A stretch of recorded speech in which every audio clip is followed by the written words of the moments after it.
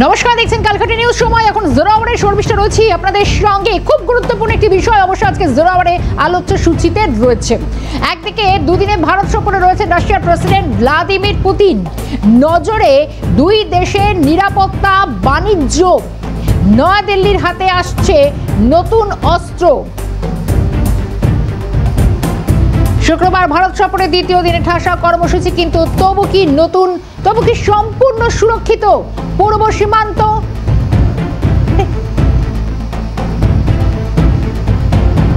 বাংলার সীমানা, একাধিক প্রশ্নগুলো উঠছে।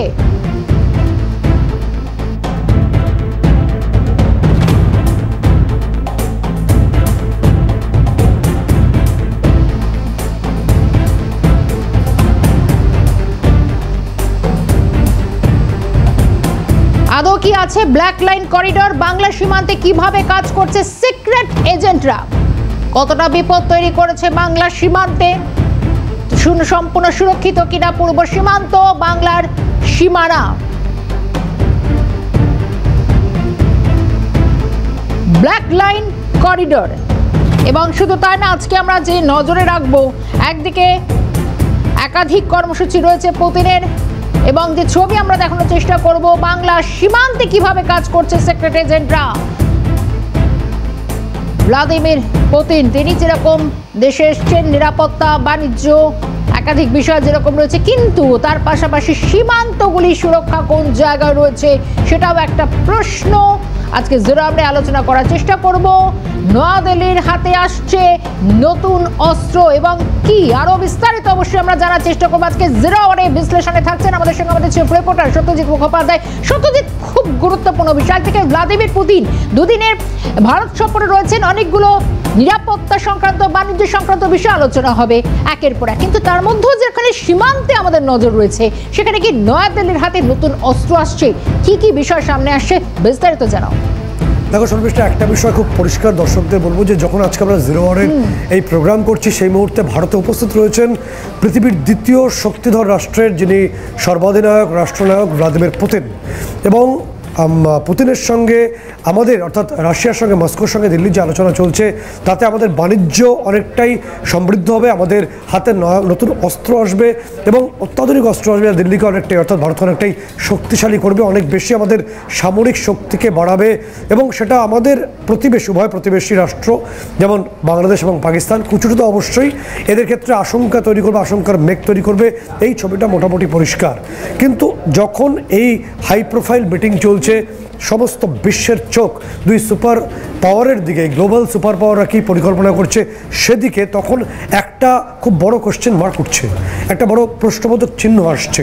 সেই চিহ্নটা কি? সেই চিহ্নটা হলো যে আমাদের পূর্ব দিকের সীমান্ত, অবশ্যই তোমাকে বলে রাখবো যে আমাদের বর্ডার সিকিউরিটি ফোর্স বা বিএসএফের হাতে অত্যাধুনিক গ্যাজেটস রয়েছে, ইনসেস রাইফেলস রয়েছে, এবং তার পাশাপাশি রয়েছে অত্যাধুনিক অন্যান্য যে ইন্টিগ্রেটেড অ্যান্টি ড্রোন সিস্টেম, সেগুলো রয়েছে। কিন্তু এর এই সমস্ত বিষয় থাকা সত্ত্বেও আমাদের সঙ্গে বাংলাদেশের যে একটা বৃহৎ অংশের যে বর্ডার রয়েছে, প্রায় সেটা কয়েক হাজার কিলোমিটারের, তার মধ্যে 500 কিলোমিটার উপর এখনও পর্যন্ত তুমি জানো সেটা অরক্ষিত রয়েছে, সেটা ফেন্সিং নয়, সেখানে ফেন্সড নয় আর কি। এবং সেটার সুযোগ নেওয়া হচ্ছে কি, এই প্রশ্ন উঠছে। এবং তুমি দেখবে যে পাক সেনাপ্রধান আসিম মনির থেকে শুরু করে আমেরিকা, প্রত্যেকের যেন লক্ষ্যই পূর্ব দিকের সীমান্ত, এবং পূর্ব দিকের সীমান্তকে অশান্ত করার জন্য নানা রকম ফন্দিপিকির প্রত্যেক দিন হচ্ছে। কারণ তুমি দেখবে যে দিল্লির ব্লাস্টের সঙ্গে মুর্শিদাবাদের যজ্ঞের যে আপাত ছবি উঠে এসেছিল, সেখানে আমাদের এনআইএর গোয়েন্দারা পৌঁছে গেছিলেন মুর্শিদাবাদে। তুমি দেখবে যে লস্করে তৈবার যে সেকেন্ড ইন কমান্ড যিনি রয়েছেন সফিউল্লাহ, তিনি বাংলাদেশে গেছিলেন। তিনি তো ভারতে কোনো মেলা বা কোনো সমৃদ্ধির কথা বলতে যাননি, তিনি ভারত বিরোধী কথা বলতেই সেখানে এক মাসের উপর ছিলেন। ফলে পূর্ব দিকে যে সমস্ত অংশগুলো এখনও পর্যন্ত ফেন্সিংয়ের আওতায় আসেনি, বা যেগুলো এখনও পর্যন্ত সেভাবে সিকিউরিটির নজরবন্দি হয়নি বলে অনেকে মনে করছেন, সেই জায়গাগুলো কি, যেটা বলা হয় যে তুমি দেখবে মানচিত্রে, অর্থাৎ যে কোনো বিশ্বের যে কোনো মানচিত্র বা কার্টোগ্রাফ ধরলে ব্ল্যাক লাইন বর্ডার চলে আসে। এটা অফিসিয়াল মানে হয় যে কোথায় কোথায় তুমি ডিমার্ক করছো, অর্থাৎ তোমার ক্লাসিফিকেশন কি আছে তোমার ম্যাপের মধ্যে। কিন্তু সীমান্তের দিকে যে ছবিটা আমরা নিজেরা যখন গেছি, যেখানে সীমান্তের কাছাকাছি গিয়ে তুমি যখন কান পাতবে সেখানে এই ব্ল্যাক লাইন করিডোরের অর্থ সম্পূর্ণ পরিবর্তিত হয়ে যায়। সেখানে এর অর্থ হলো যে উভয় তরফের একটা মিউচুয়াল আনঅফিসিয়াল, অর্থাৎ উভয় দিকের যারা এ ধরনের ধূসর সংস্থা নিষিদ্ধ গোষ্ঠীর লোকজন সিক্রেট এজেন্ট হিসেবে কাজ করে, এদের মধ্যে কোথাও একটা আনঅফিসিয়াল এগ্রিমেন্ট হয়তো রয়েছে বলে সেখানকার সাধারণ মানুষ মনে করেন। এবং কোনো এক রাতের অন্ধকারে হয়তো শিথিল হয়ে যায় কোনো একটা অংশ, এবং সেখান থেকেই শুরু হয় এই অচেনা আগন্তুকদের আসা যাওয়া।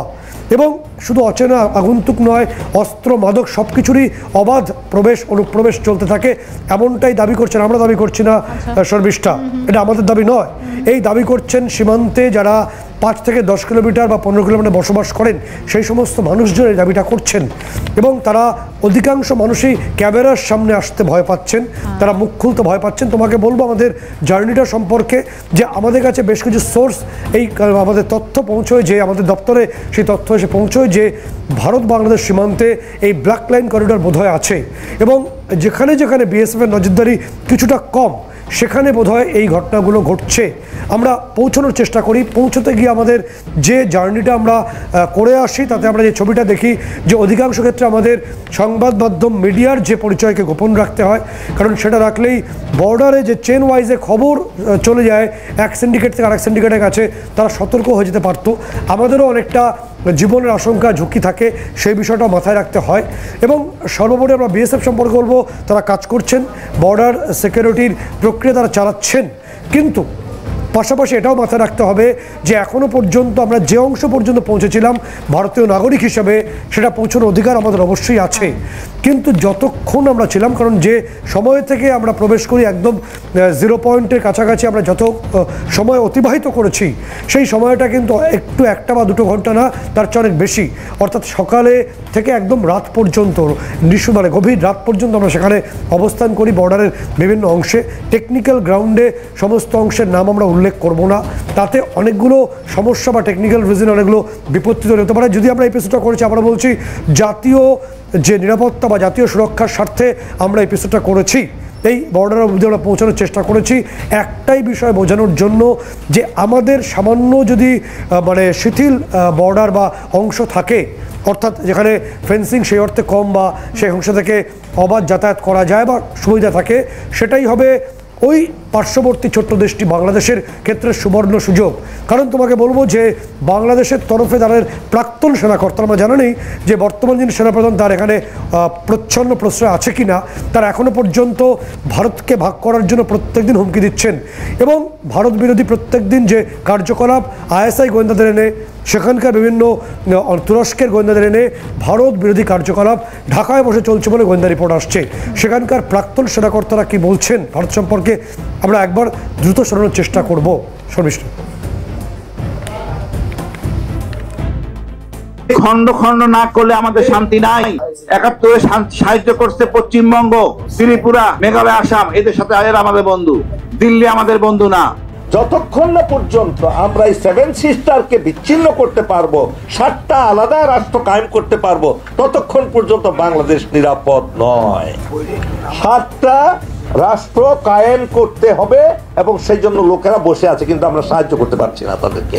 এটা আমি গোপনে বলছি না, প্রকাশ্যে বলছি, আপনার সার্ভাইভেলের জন্য। তারা যদি আমাদেরকে দেশ দখল করতে পারে, আমরা কেন তাদের নতুন রাষ্ট্র সৃষ্টি করতে পারবো না? যুবক যুবতীদেরকে সামরিক প্রশিক্ষণ দিতে হবে বিএনসিসির মাধ্যমে। একটা বিষয় পরিষ্কার যে বাংলাদেশে বসে সেখানকার প্রাক্তন সেনাকর্তারা সরাসরি ভারত ভাগের হুমকি দিতে পারেন, এতে কোনো সমস্যা নেই। ভারতের তরফে একবারও বাংলাদেশকে ভাঙার ডাককে আমরা দিয়েছি, উত্তরটা হবে নো, একদম না। তাহলে বাংলাদেশের কার্যত ঘোষিত নীতি হলো ভারতকে ভেঙে দাও, সেই ছবি তো আসছে। কারণ এই বক্তব্য তো আমাদের নয় বা সিএনএন নয়। এরকম একটা অবস্থায় আমরা সীমান্তে পৌঁছানোর চেষ্টা করি, এবং সীমান্তের যে 0 পয়েন্টের একদম সংলগ্ন অংশে, সেখানে আমরা যখন জলপথে গেছি, আমাদের যে বোটে আমরা ছিলাম, যে নৌকোয় ছিলাম, সেটা জলপথের মধ্যবর্তী অংশে পৌঁছয়। সেখানে আমাদের শিথিলতা নজরে এসছে। বিভিন্ন অংশে যে অংশগুলোকে স্থানীয়রা বলছেন যে নির্দিষ্টভাবে সেখান থেকে শিথিলতা হয় বা সেখানে ব্ল্যাক লাইন করিডোর তৈরি করা যায়, সেই অংশগুলোতে যেভাবে পারাপারের চেষ্টা হয় গভীর রাতে, সেই ছবিটা অত্যন্ত সামনে বড়ভাবে এসছে। আমরা বলছি না একবারও যে বর্ডার সিকিউরিটি ফোর্স কাজ করছেন, অবশ্যই তারা কাজ করছেন, যথেষ্ট দক্ষতার সঙ্গে কাজ করছেন, কিন্তু এই বিস্তৃত বর্ডার যেখানে জমি জটের জন্য বিভিন্ন কারণে ফেন্সিং তৈরি করা যায়নি, সেই সমস্ত অংশের ছবিটা ভয়ানক বলছেন সাধারণ মানুষ, এখানকার সাধারণ মানুষ। এবং রাতের অন্ধকারে আমাদের এই ছবিও ধরা পড়েছে আমাদের কাছে। স্থানীয় মানুষরা যেভাবে তথ্য জুগিয়েছেন, তারা বলেছেন যে হাই ফ্রিকোয়েন্সি যে ওয়্যারলেস সেট তা ব্যবহার করা হয় উভয় পারে কথাবার্তা চালানোর জন্য, মোবাইল নেটওয়ার্ককে এড়ানোর জন্য, এমনকি সেখানে রাতের অন্ধকারে বিশেষ ধরনের যে লাইট সিগন্যালকে ব্যবহার করা হয়, এবং এইগুলো চলে গভীর রাতে। কোথায় হচ্ছে? যেখানে কাঁটাতারের বেড়া নেই। আমরা পৌঁছানোর চেষ্টা করেছিলাম যে সমস্ত অংশে কাঁটাতার নেই, কারণ কাঁটাতার নেই এই অংশে পৌঁছলে বর্ডারের যে আসল চেহারাটা ধরা পড়বে, সেখানে অনুপ্রবেশের চেষ্টাটা আমরা আরও বেশি করে জানতে পারবো, যেটা আমাদের আলটিমেটলি ন্যাশনাল সিকিউরিটি সম্পর্কে সেটাকে স্ট্রেনথেন করবে। যেখানে আমাদের কিছু শিথিলতা আছে, যেখানে পৌঁছানো প্রয়োজন আরও বেশিভাবে, সেই অংশগুলোকে আমরা তুলে ধরার চেষ্টা করেছি। শর্মিষ্ঠা, একদমই সত্যজিৎ, সঙ্গে থাকো, কারণ তুমি যে ছবিটার কথা বলছো সেটা একটা ভয়ানক, কারণ যে যে জায়গাগুলিতে এখনো ফেন্সিং দেওয়া যায়নি, বা সত্যি ব্ল্যাক লাইন করিডোর আছে কিনা, বা সীমান্তের এই নিরাপত্তা সত্যি একটা তুমি নিজের চোখে দেখে এসেছো। আমরা এই মুহূর্তে আলোচনার জন্য যাব, আমাদের সঙ্গে অতিথিরাও ইতিমধ্যে যোগ দিয়েছেন। অবসরপ্রাপ্ত সেনাকর্তা কর্নেল দীপ্তাংশু চৌধুরী আমাদের সঙ্গে যোগ দিচ্ছেন এই মুহূর্তে 0 আওয়ারে। কর্নেল চৌধুরী, আপনাকে স্বাগত জানাচ্ছি। আমাদের সঙ্গে আমাদের চিফ রিপোর্টার সত্যজিৎ মুখোপাধ্যায় রয়েছেন। সত্যজিৎ, তোমার প্রশ্ন। দীপ্তাংশুবাবু, এই এপিসোডটা করার একটা বড় কারণ হলো আমাদের জাতীয় সুরক্ষা বা ন্যাশনাল সিকিউরিটির বিষয়টা। কারণ আমরা জানি বাংলাদেশ প্রত্যেক দিন ঘোষিতভাবে তাদের প্রাক্তন সেনাকর্তারা বর্তমান সেনা নায়কদের দায়িত্ব, তাদের প্রশ্রয়ে প্রত্যেকদিন ভারত ভাগের হুমকি দিচ্ছেন। সেখানে সফিউল্লাহর মতো লস্কর তৈবার সেকেন্ড ইন কমান্ড যিনি রয়েছেন, জঙ্গি গোষ্ঠীর বড় নেতা, তিনি গিয়ে উপস্থিত হয়ে ভারত ভাগের পরিকল্পনা করছেন, এবং যে দিল্লি ব্লাস্টের সঙ্গে মুর্শিদাবাদের যে করিডোরের যোগ পাচ্ছেন এনআইএ কর্তারা, ফলে পূর্ব সীমান্ত নিয়ে আসিম মুনির হুমকি দিয়েছিলেন। এবং বিভিন্ন বড় বড় রাষ্ট্রগুলোর লক্ষ্য হচ্ছে পূর্ব দিকের সীমান্ত, সেই সীমান্ত বাংলা সীমান্তে আমরা পৌঁছই। আমরা এই কাঁটাতার যেখানে বেশি ডেন্সড, অর্থাৎ যেখানে সিকিউরিটি অত্যন্ত বেশি, সেগুলোকে আমরা অ্যাভয়েড করেছিলাম দীপ্তাংশুবাবু। এবং আপনাকে বলে রাখবো যে আমরা এমন বর্ডারের এমন এমন অংশে পৌঁছানোর চেষ্টা করি যেখানে এখনও পর্যন্ত কাঁটাতার তৈরি হয়নি, যেখানে কিছুটা হলেও বিএসএফের নজরদারি কম বলে স্থানীয় মানুষের দাবি। এবং সেখানে পৌঁছে আমাদের একদম যে ছবি উঠে আসে তা হলো আমরা বাংলাদেশের মানুষের কথাবার্তা, মানে এতই ক্লোজ সেখানে বর্ডার, কথাবার্তা পর্যন্ত শুনতে পাচ্ছি। সেখানে নজরদারি কার্যত নেই। রাত পর্যন্ত আমাদের সেই বর্ডারের সময় কেটেছে, গভীর রাত বর্ডারে ছিলাম আমরা, এবং গভীর রাত পর্যন্ত আমরা বোটের ভেতর থেকে দেখেছি যে জলপথেও যে শিথিলতা রয়েছে চোখে পড়েছে, সেটা কোথাও একটা সেই মুম্বাই অ্যাটাকে কাসাভের যে হামলার আশঙ্কা, সেই আশঙ্কার কথাও বারে বারে মনে করাচ্ছিল। দীপ্তাংশুবাবু, গোটা ছবিটা এভাবে উঠে এসছে। বর্ডার যদি এভাবে শিথিল হয় বা কোনো কোনো পয়েন্টে যেরকম কিছুটা হলেও শৈথিল্য থাকে, সেটা কতটা বিপজ্জনক হতে পারে আমাদের জন্য? দীপ্তাংশুবাবু। সত্যজিৎ বাবু, প্রথমেই আপনাকে এবং আপনার পুরো টিমকে, সিএন, ক্যালকাটা নিউজকে, যারা এই ইনভেস্টিগেটিভ জার্নালিজম করেছেন এবং আমাদের হাজার হাজার দর্শকের সামনে এই চিত্র তুলে ধরেছেন। বিশেষ করে সীমান্ত, পশ্চিমবাংলার সীমান্ত, অনেকের অনেক রকম মত থাকে। আমরা সবাই হয়তো এই সীমান্ত জানে না, কিন্তু টিভির পর্দায় দেখে একটা মত তৈরি করে। এই যে আপনি জিনিসটা তুলে ধরলেন যে একটা সীমান্ত কিভাবে হয়, যেখানে সব সময় কাঁটাতার দেওয়া সম্ভব হয় না, সেখানে নদ নদী থাকে, ঘন জঙ্গল থাকে, সোয়াম্পল্যান্ড থাকে, মানে জলাশয় জমি থাকে, তার ওপর কাঁটা তার দেওয়া খুবই মুশকিল, যে বেড়ার কথা আমরা বলি। তবে আবার আপনি যেটা দেখালেন, যেটা নিশ্চিতভাবে যে বর্ডার সিকিউরিটি ইন্টিগ্রেটেড ম্যানেজমেন্ট আরো স্ট্রং হওয়া উচিত। যারা বর্ডার সীমান্তে যারা আছে, বিএসএফ কে আরো তৎপর হওয়া উচিত। এখন সমস্তটা কাঁটা তার দেওয়া দরকার লাগে না, অনেক border integrated management, sensors, thermal imagers, বিভিন্নভাবে নাইট সেন্সার্স দিয়ে কমান্ড অ্যান্ড কন্ট্রোল সেন্টারের দ্বারা এগুলোকে নিয়ন্ত্রিত করা যায়। দ্বিতীয়ত যেটা আপনি বললেন, বাংলাদেশে ইতিমধ্যে আমাদের অজিত ডোভালজি, ন্যাশনাল সিকিউরিটি অ্যাডভাইজার, যিনি এসেছিলেন বাংলাদেশের এনএসএ, তার হাতে একটা ডোজিয়ার তুলে দেওয়া হয়েছে। সেই ডোজিয়ার নিয়ে তিনি পালিয়ে গেছেন পরের দিনই, এবং সেখানে পরিষ্কারভাবে ভারত তার তৃতীয় নেত্র দিয়ে, তৃতীয় চোখ দিয়ে বলে দিয়েছে 12টা ক্যাম্প ইতিমধ্যে বাংলাদেশে কিন্তু শুরু হয়েছে এবং ট্রেনিং চলছে বিগত 8-9 মাস। এটা আমাদের জন্য কিন্তু চিন্তার বিষয়। এবং এই একটা ক্যাম্প কুমিল্লায় দেখানোর জন্য তারপর একটা রেড করে, কিন্তু কেউ অ্যারেস্ট হয় না। ক্যাম্পে আজ পর্যন্ত চলছে, 12টা ক্যাম্প চলছে, আমি আবার পরিষ্কার করছি। এবং আপনি যেটা বললেন, সাইফুল্লাহ সাহেব এবং আমরা জানি বাংলাদেশের যারা অন্তর্বর্তী সরকারের সচিব আছে, কেউ না কেউ, নাম বললাম না, তারা সেই মিটিংয়ে অ্যাটেন্ড করেছে, যেটা ভার্চুয়াল মিটিং হয়েছিল 30শে অক্টোবরের পর। এবং যারা আইএসআই এবং মার্কিন যুক্তরাষ্ট্র সিআইএ অথবা তুরস্কর যারা ইন্টেলিজেন্স আছে, কেউ বাংলাদেশে ট্যুরিজমের জন্য যায়নি, কেউ ঘুরতে যায়নি বাংলাদেশে। নিশ্চিতভাবে একটাই তাদের লক্ষ্য, এই সাউথ এশিয়ার ব্যালেন্স ভেঙে দেওয়ার, এবং তাকে ভাঙতে গেলে ভারতকে ভাঙতে হবে, ভারতকে বিখণ্ড করতে হবে, ভারতকে অশান্ত করতে হবে। এবং ভারতের সঙ্গে আপনি যেটা দেখালেন, ইন্ডো বাংলাদেশ আমার প্রায় 4096 কিলোমিটার, আর পশ্চিম বাংলায় 2217 কিলোমিটার, যেটা আপনারা দেখিয়েছেন। এবং কিভাবে পারাপার হয়, কিভাবে হচ্ছে এই অনুপ্রবেশ, শুধু অনুপ্রবেশ পরিযায়ী শ্রমিক জীবিকার জন্য অনুপ্রবেশ হচ্ছে, এসআইআর হচ্ছে এক, কিন্তু এই যে অনুপ্রবেশ, ইললিগাল ইনফিলট্রেশন হচ্ছে, অবৈধ অনুপ্রবেশ হচ্ছে, সেটা কিন্তু ভয়ানক। যেখানে দিল্লির ব্লাস্ট, লালকেল্লা ব্লাস্টের মতন, সেখানেও তার যখন খুঁজতে খুঁজতে এসছে, সেখানে কিন্তু মুর্শিদাবাদে একখানা লিঙ্ক পেয়েছে, যেটা বাংলাদেশ থেকে এই বিস্ফোরক মুর্শিদাবাদ হয়ে ফরিদাবাদ গেছে। এই ইনভেস্টিগেটিভ জিনিসও কিন্তু আমাদের সামনে উঠে এসেছে। তো ইতিমধ্যে যে দৃশ্য আমরা দেখছি ভয়ঙ্কর। আগামী 5-6 মাস, আবার আমি কোট আনকোট আগামী 5-6 মাস আরো তৎপর থাকতে হবে। আমরা যে কোনো জিনিসের জন্য কিন্তু প্রস্তুত থাকার জন্য যা করার দরকার ভারতে, আমি নিশ্চিত দিল্লি সেইভাবেই এই পুরো জিনিসটাকে দেখি।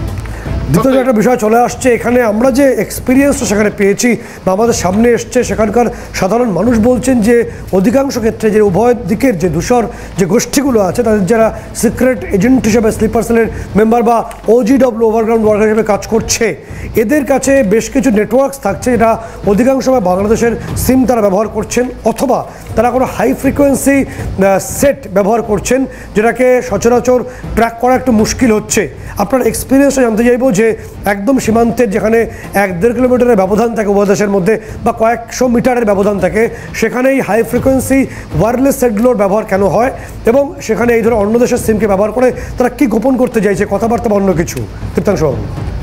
সত্যজিৎ বাবু, HBS সেটস যখন ইউজ করে, HBS সেটস এক হচ্ছে ভেরি এক্সপেন্সিভ, সবাই এটাকে কন্ট্রোল করবে, কিন্তু আমি জানি যে OGWs ওখান থেকে ট্রেন্ড হয়ে তারা বহু লোক ভারতের, বিশেষ করে পশ্চিমবাংলা নিয়ে যেহেতু কথা বলছি, তার সীমান্তে মুর্শিদাবাদ, মালদা বলুন, উত্তর 24 পরগনা বলুন, এই ইছামতি নদীর আশেপাশে, আমিও জায়গাগুলো কারেক্ট বললাম না, এরই আশেপাশে যে HBS সেটস ইউজ হচ্ছে, একদম হচ্ছে, এই সেটসগুলোকে ইন্টারমাইন করা, যে কমিউনিকেশন লিঙ্ক, এটাকে ডিসাইফার করা ইজ ভেরি ডিফিকাল্ট। এক, দ্বিতীয়ত বাংলাদেশের সিম এই উইদিন আ কিলোমিটার সীমান্তের দুদিকে এটা কাজ করে, বাংলাদেশের সিম কাজ করতে, কিন্তু সেগুলোকে আমরা ডিসাইফার করতে পারি। 2, তৃতীয়ত কিছু সুইস অ্যাপ আছে, সুইজারল্যান্ডের অ্যাপ্লিকেশন, যেগুলো দিয়ে আমরা জানি ফরিদাবাদে সেগুলো ইউজ হয়েছিল, যারা আইএসআই হ্যান্ডলার যারা বসেছিল, যদিও আইএসআই পাকিস্তানে থাকা উচিত, কিন্তু পাকিস্তানে না, তারা দোহায় বসেছিল। দোহায় বসে যে এই বিভিন্ন যারা এই বিস্ফোরক ঘটালো লালকেল্লায়, এই শাহিদ শাহিন হোক, রুবেল হোক, হাসান হোক, এদের সঙ্গে কিন্তু কন্ট্যাক্ট ছিল একটা সুইস অ্যাপ। একইভাবে এই সুইস অ্যাপ কিন্তু এই বিভিন্ন জায়গায় OGW অথবা স্লিপার সেল অথবা আনসারুল্লাহ বাংলা টিম যারা ক্রস করে গেছে, যারা গা ঢেকে দিয়ে সেফ হাউসে পশ্চিমবাংলার মধ্যে আছে, তারাও কিন্তু এই আপনি এখন ঠিক বলছেন, কারণ আনসারুল্লাহ বাংলা টিমের হদিশ আমাদের হাতে এসছে। তথ্য অনুসারে সবাই যেমন বলছিলেন দীপ্তাংশু বাবু, যে আমাদের এখানে ইতিমধ্যেই একাধিক নিষিদ্ধ গোষ্ঠীর সদস্যরা তারা বিভিন্নভাবে অনুপ্রবেশ করে, সেই তথ্য আমাদের হাতে এসছে। শর্মিষ্ঠা। একদমই তাই। সত্যজিৎ একটু সঙ্গে থাকো, কর্নেল চৌধুরীকে সঙ্গে থাকো অনুরোধ করছি। অবশ্য আরো অনেকগুলো আলোচনার দিক রয়েছে, যেরকম প্রধানমন্ত্রী এবং পুতিনের বৈঠক চলছে, কি কি দিক উঠে আসে আমাদের নজর থাকবে, কিন্তু এই মুহূর্তে সীমান্তের সমস্যা, সীমান্তের নানা দিক নিয়ে আমরা আলোচনা করছি। সরাসরি যাব, আমাদের সঙ্গে রয়েছেন কর্নেল দীপ্তাংশু চৌধুরী, রয়েছেন আমাদের চিফ রিপোর্টার সত্যজিৎ মুখোপাধ্যায়। সত্যজিৎ, একটা বিষয় দিয়ে আমি বলবো যে দীপ্তাংশু, আপনি বলছিলেন যে আনসারুল্লাহ বাংলা টিমের সদস্য, তার নামও নাকি এ রাজ্যের ভোটার তালিকা আছে। আমরা বলছি না, ইতিমধ্যে কোচবিহার জেলা শাসকের কাছে সেই অভিযোগ জমা পড়েছে। অর্থাৎ জঙ্গি সদস্য তিনিও এই রাজ্যের ভোটার হিসেবে বসবাস করছেন। লক্ষ্যটা খুব পরিষ্কার, বড় কোনো মিশন। আমি দীপ্তাংশ বাবুর কাছে যে প্রশ্নটা করব যে এই যে সীমান্তের শিথিলতা, গভীর রাতে কখনো কখনো সীমান্তের কোনো অংশ খোলা অংশ দিয়ে অনুপ্রবেশ, নজরদারি যেখানে কম থাকবে, ইতিমধ্যে যে ছবি আমরা দেখেছি যে সাইফুল্লাহ সাহেব তিনি ছিলেন লস্কর তৈবার বড় জঙ্গি শীর্ষ কমান্ডার, তিনি বাংলাদেশে ছিলেন এবং আমাদের এনএস আজিজ ডোভাল ইতিমধ্যে পূর্ব সীমান্তে একাধিকবার তিনি এসে পর্যবেক্ষণ করে গেছেন। দীপ্তাংশবাবু, খুব মানে গুরুত্বপূর্ণ প্রশ্ন, আমি উত্তর চাই আপনার কাছে যে এই পূর্ব সীমান্তকে সিকিউর করতে গেলে, আরও টাইট করতে গেলে কী কী দ্রুত সিদ্ধান্ত আমাদের নিতে হবে? দীপ্তাংশবাবু, দেখুন, প্রথমেই চিকেন নেক অথবা শিলিগুড়ি করিডোরের সম্বন্ধে তো আর এখন নতুন করে আলোচনার কথা নেই, এর প্রত্যেকে জানে 60 কিলোমিটার বা 170 কিলোমিটার, সবচেয়ে কম দৈর্ঘ্য যেটা 22 কিলোমিটার। তো এই জায়গাটা আমাদের এক্সট্রিমলি সেন্সিটিভ, এই পূর্ব জায়গায়। আর এটার দিকেই যারা শত্রুপক্ষ তারা তাকিয়ে থাকে। সেই শত্রুপক্ষ বাংলাদেশে যারা বসে আছে তাদের একমাত্র লক্ষ্য যে এটাকে কিছুভাবে যেন কেটে দেওয়া যায়। কিছুভাবে কেটে দিলে তাহলে 7টা উত্তর পূর্ব রাজ্য যেটা ল্যান্ডলক তাকে আলাদা করে দেওয়া যাবে, এটাই একমাত্র লক্ষ্য। এটাকে বাঁচাবার জন্য ভারতও নিজের মতন গুটি সাজিয়ে নিচ্ছে, দাবার গুটির মতন। ওদের যে রংপুর ডিস্ট্রিক্ট, এই বারবার বলা যে 22 কিলোমিটারটা এই দৈর্ঘ্য আমরা 160 কিলোমিটার না হয়ে যায়। যদি ভারতে এইখানে কোনো মিসঅ্যাডভেঞ্চার করা দেখায়, কারণ বাংলাদেশের সামনে বাংলাদেশ, পেছনে কারা আছে আমরা জানি না। এই সামনে যদি বাংলাদেশ ঢাকার থেকে যদি কোনো স্টেপ নেয়, এই আমাদের শিলিগুড়ি করিডোর থেকে রংপুরও কিন্তু ওদের কেটে যেতে পারে। তো এই 22 কিলোমিটার দৈর্ঘ্যটা 160 কিলোমিটার হয়ে যেতে পারে, সেটা বাংলাদেশের চিন্তা করা উচিত। এবং তার জন্য বিভিন্ন গ্যারিজন, 3 দিকে গ্যারিজন আপনি ইতিমধ্যে জানেন। আমরা ধুবড়িতে একটা, চোপড়ায় এবং একটা বিহারের একদম আমাদের বর্ডারে 3টে জায়গায় অলরেডি আমাদের একটা গ্যারিজন হয়েছে। সেখানে অত্যাধুনিক কমিউনিকেশন নেটওয়ার্ক, ঠিক একদম সঠিক তথ্য দর্শকদের জানাচ্ছেন দীপ্তাংশবাবু যে আমাদের 3টি গ্যারিজন হয়েছে এবং 3টি অত্যাধুনিক অস্ত্র এবং সেখানে সব ধরনের যে মিলিটারি বা ডিফেন্স যে বেস আমরা সেখানে তৈরি করেছি। বাংলাদেশের যে পরিকল্পনা যেভাবে হোক ভারতের সীমান্ত টপকে এখানে নাশকতার চেষ্টা, সেখানকার জঙ্গি গোষ্ঠীর এবং ভারতকে ডিস্টার্ব করার চেষ্টা, সেটা হয়তো সম্পূর্ণ হবে না, কারণ আমরা সতর্ক আছি, যেটা দীপ্তাংশবাবু বলছিলেন। শর্মিষ্ঠা, একদমই তাই। দুজনকে অনেক ধন্যবাদ জানাবো। 0 আওয়ার শেষ করার সময় এসছে। সত্যজিৎ, তোমার ধন্যবাদ। কর্নেল চৌধুরী, আপনাকেও ধন্যবাদ জানাবো। 0 আওয়ার এখানেই শেষ করছি, সঙ্গে থাকবেন।